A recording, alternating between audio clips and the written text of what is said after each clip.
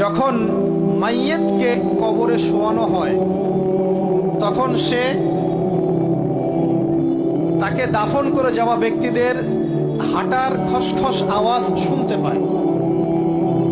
এরপরে তাকে যখন শুইয়ে দেওয়া হয়, সে যদি মুমিন ব্যক্তি হয় তাহলে তার মাথার দিকে তার সলাত এসে দাঁড়িয়ে যায়। দুনিয়াতে আপনি যে নামাজগুলো পড়েছেন, আমি যে নামাজগুলো পড়ছি, এগুলো মাথার দিকে দাঁড়িয়ে যায়। ডান দিকে চলে আসে তার সওম মানে কি? রোজা। বাম দিকে চলে আসে যাকাত। তারপরে পায়ের দিকে চলে আসবে তার আত্মীয়তার সম্পর্ক রক্ষার ইবাদত, তার এই যে অন্যান্য দান সদকা, তার নফল আমল, তার তাসবিহ তাহলিল, তার কোরআন তেলাওয়াত ইত্যাদি পায়ের দিকে চলে আসবে।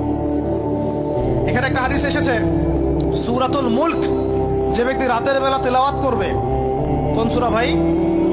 তাবারাকাল্লাযী বিয়াদিহিল মুলক ওয়া হুয়া আলা কুল্লি শাইইন কাদির। এই সূরা যে ব্যক্তি রাতের বেলা করে তেলাওয়াত করবে, ইনশাআল্লাহ সূরা মুলক কবরে তার সাথে থাকবে এবং কবর আযাব থেকে সূরা মুলক তাকে বাঁচাবে ইনশাআল্লাহ। আমি বুঝাচ্ছি যে কি অবস্থাটা হবে। এবার দুজন ফেরেশতা মাথার দিক থেকে আসবেন, আসতে চাইবেন, সালাত বলবে এখান দিয়ে আসা যাবে না, এদিক দিয়ে আসা যাবে না। ডান দিক দিয়ে আসতে চাইবেন, এদিক দিয়ে আসা যাবে না। বাম দিক দিয়ে আসতে চাইবেন, যাকাত বলবে এদিক দিয়ে আসা যাবে না। পায়ের দিক দিয়ে আসতে চাইবেন, আমলগুলো বলবে এদিক দিয়ে আসা যাবে না। তারপরেও তারা আসবেন, চোখগুলো হবে নীল এবং হচ্ছে কি, মান রব, তোমার রবকে। তখন মুমিন বান্দা বুক ফুলিয়ে বলবে রব্বি আল্লাহ, আমার রবকে।